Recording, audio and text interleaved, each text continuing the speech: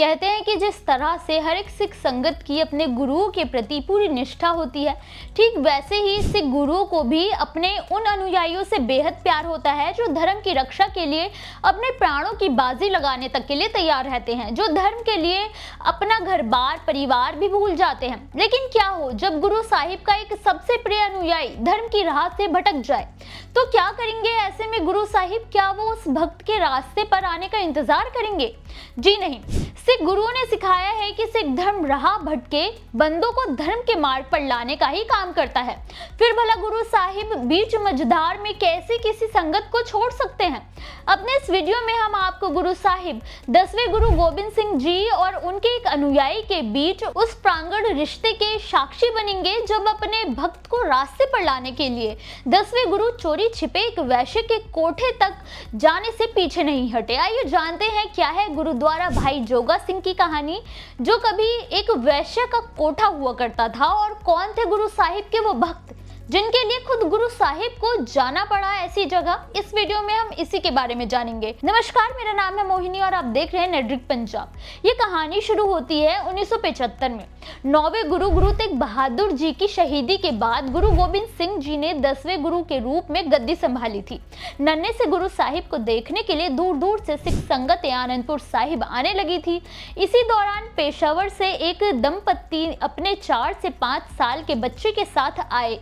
गुरु साहिब का तेज देखकर वो बच्चा उनके चरण के पास ही रहता था और वहां आने वाले संगतों की सेवा में लगा रहता था। तब गुरु साहिब ने बच्चे से उसका नाम पूछा, जिस पर बच्चे ने कहा कि उसका नाम जोगा सिंह है। गुरु साहिब ने उसका नाम सुनकर सीधा पूछा कि वो किसके जोगे हैं, जिस पर छोटे से बच्चे ने बड़े प्यार से कहा कि वो गुरु साहिब का जोगी है।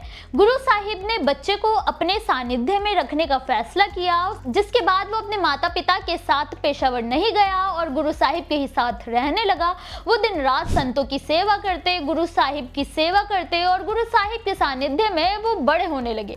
और 1699 में उन्हें भी बैसाखी के दिन अमृत चखाकर अमृतधारी बनाया गया। लेकिन जब वो जवान हो गए तो उनके माता पिता अपने बेटे को लेने आए। उन्होंने ये भी बताया कि उन्होंने अपने बेटे की शादी तय कर दी है। जोगा सिंह शादी नहीं करना चाहते थे, लेकिन गुरु साहिब ने उन्हें कहा कि वो शादी करके वापस आ जाएं। पेशावर में शादी की तैयारी चल रही थी, लेकिन गुरु साहिब ने अपने अनुयायी द्वारा एक चिट्ठी लिखकर भेजी और आदेश दिया कि दूसरा फेरा पूरा होने के बाद ही चिट्ठी देना। जैसा कि आदेश था, दूसरा फेरा पढ़ते ही शिष्य ने चिट्ठी दे दी। शादी अधूरी थी, लेकिन चिट्ठी में साफ लिखा था कि वो जो भी कह रहे हैं उसे उसी वक्त छोड़कर उनके पास आ जाएं। किसी और काम के लिए उनके कदम नहीं बढ़ने चाहिए। भाई जोगा सिंह ने गुरु आज्ञा मानकर शादी को बीच में ही छोड़कर जाने के लिए तैयार हो गए। सबने बहुत समझाया कि 2 और फेरा लेकर शादी पूरी कर दें, लेकिन उन्होंने अपनी दुल्हन को अपना कमरबंद देकर कहा कि बाकी के फेरे इसके साथ ले लेना। गुरु साहिब की आज्ञा मानकर शादी बीच में छोड़कर जाने के कारण जोगा सिंह सोचने लगे थे कि क्या कोई और ऐसा कर सकता है? शायद नहीं।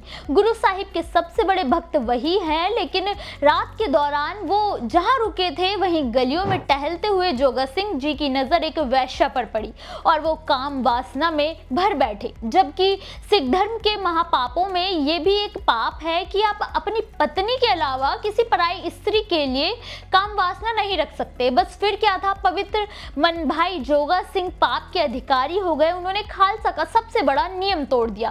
कहते हैं कि वैश्य की खूबसूरती देखकर भाई जोगा सिंह बिना कुछ सोचे समझे वैश्यालय की सीढ़ियां चढ़ने लगे, लेकिन तभी एक पहरेदार ने रोक दिया और आदेश दिया कि अभी हमारा राजा वैश्यालय में गया है, जब वो लौटेगा तो तुम जाना। भाई जोगा सिंह उस वक्त तो चले गए, लेकिन वो रात भर में कई बार आए, लेकिन हर बार द्वारपाल ने उन्हें रोक दिया। अंत में सुबह हो गई, लेकिन पहरेदार वहीं था। पहरेदार ने जोगा सिंह का नाम लेकर पूछा कि तुम तो गुरु गोबिंद जी के शिष्य लगते हो, फिर तुम धर्म से मार्ग कैसे भटक गए? जोगा सिंह हैरान रह गए कि पहरेदार को उनका नाम कैसे पता चल गया। भाई जोगा सिंह को अपनी गलती का एहसास हुआ और मन में ग्लानि भर कर वो वापस आ गए। भाई जोगा सिंह आनंदपुर साहिब पहुंचे, लेकिन गुरु साहिब से नजरें नहीं मिला पाए। लेकिन गुरु साहिब ने खुद उन्हें अपने पास बुलाया और उनकी तारीफ करते हुए कहा कि गुरु की एक आज्ञा में भाई जोगा सिंह ने अपनी शादी आदि ही छोड़ दी।